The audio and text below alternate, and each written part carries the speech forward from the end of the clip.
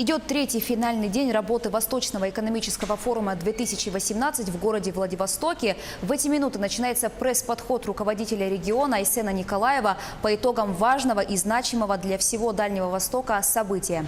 Смотрите онлайн-трансляцию прямо сейчас.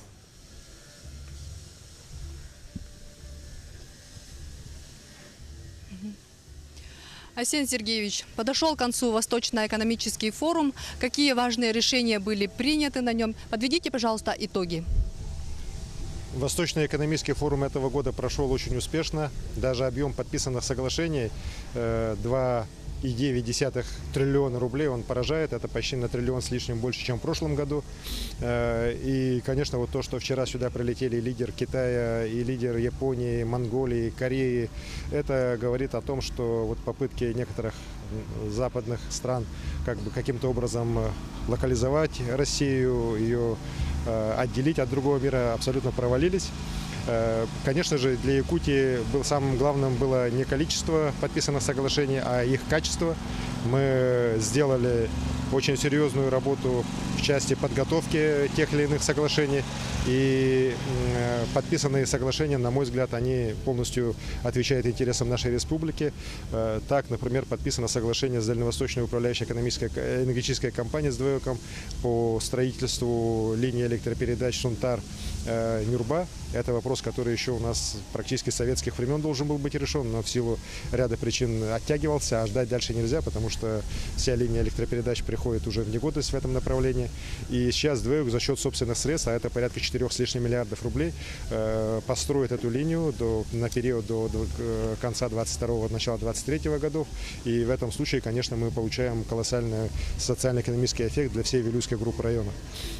Подписан, на мой взгляд, исторический меморандум о сотрудничестве между Японским банком международного сотрудничества Джебик и Республикой Саха-Якутия.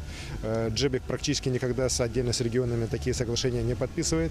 И сегодня вот президент Джебика сам собственноручно подписал данный меморандум. Так, и, конечно, очень было приятно, что он сказал, что он, как президент банка, будет делать все для того, чтобы японские инвестиции шли в Якутию по самым разным направлениям. Мы и так сейчас уже одни из лидеров в стране по разнообразию сфер, в которых работают японские инвесторы. Это и электроэнергетика, это и сельское хозяйство, это и различные инфраструктурные проекты.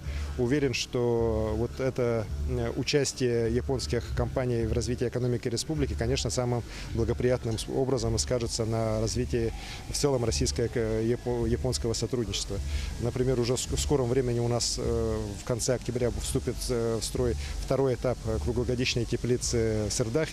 У нас, опять же, в конце октября начнет работать ветроустановки в Тикси, проект совместно с корпорацией Митсуи, Русгидро и Республика Саха-Якутия. Есть еще ряд других проектов, которые крайне заинтересовали наших японских партнеров. Несомненно, на мой взгляд, очень важно то, что мы подписали ряд соглашений по развитию сотрудничества в области высоких технологий, в частности, например, с Ростелекомом по дальнейшей цифровизации республики и с российской венчурной компанией по финансированию стартапов на территории республики. Также подписано соглашение с ВЭБ, с Внешэкономбанком, с их фондом инноваций, в том числе по социальным проектам. Уверен, что вот эти все проекты реализованные, так, и их на самом деле много, у нас порядка 20 с лишним соглашений подписано, мною и председателем правительства Солодовым. Они очень серьезно помогут продвинуться вперед и экономике республики, и с ее социальной сфере. Спасибо, Айсен Сергеевич. Спасибо.